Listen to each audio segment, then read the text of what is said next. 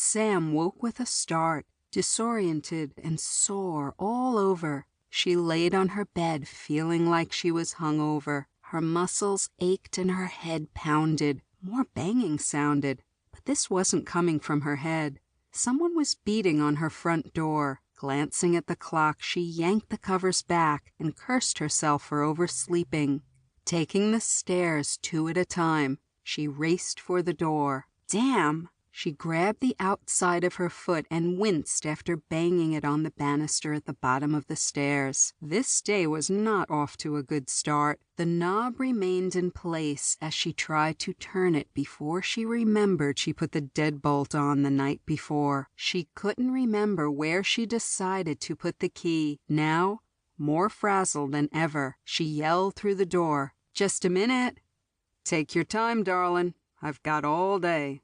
The male voice dripped with sarcasm. After searching the living room and kitchen, she finally remembered she had hidden the key in the coat closet. With a jerk, the front door swung open and she stood face to face with an impatient-looking man wearing tight blue jeans, an old t-shirt, and a faded baseball cap.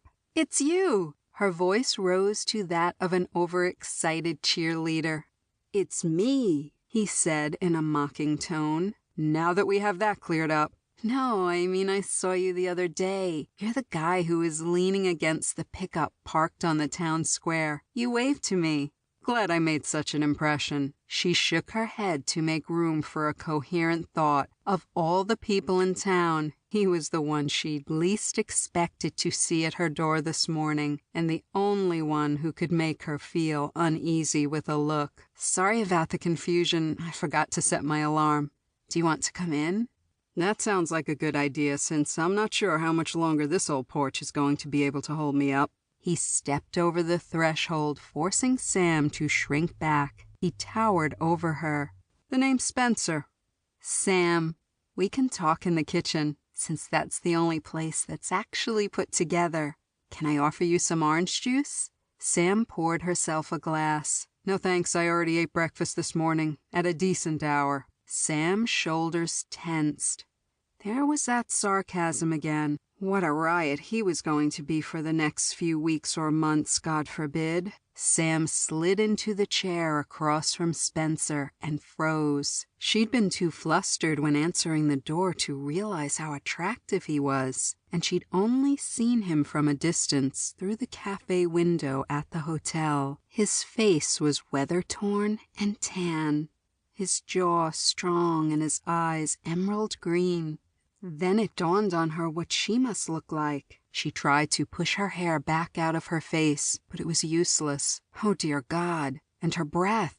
Sam casually tried to cover her mouth with her hand. Hopefully, he couldn't smell it from across the table. "Well, are we going to talk shop? I've got some other errands to run today, so if you don't mind." Sam shook her head and flipped through the pages of notes on the table in front of her. "Of course, I have a list of things I'd like to accomplish. Obviously, as you've already pointed out, I need a new porch. I would also like to paint the entire outside of the house and fix the backyard." Sam began to tick off projects on her fingers. "I need a carpet, and I was thinking about updating the master bathroom. The previous owners didn't do a lot of updating." "That all sounds reasonable. Is there anything else?" His gaze strayed to her legs as she crossed them. "Well, the list seems to grow every day, so it's possible. How about pay, Spencer? What do you usually charge?" She shifted in her seat, trying to remain professional, but the way he was looking at her made it hard to concentrate. "I usually work by the hour, but since you've got a lot of work that needs to be done, we can settle on an overall estimate." Spencer flipped open the cover on his tablet and remained quiet a few moments while he typed notes and then numbers in for each project. With a nod, he turned the screen toward Sam. She studied the number, trying to keep her eyes from popping out of her head. She'd known owning a house would be expensive, but this was beyond what she'd planned for. "1 minute, please."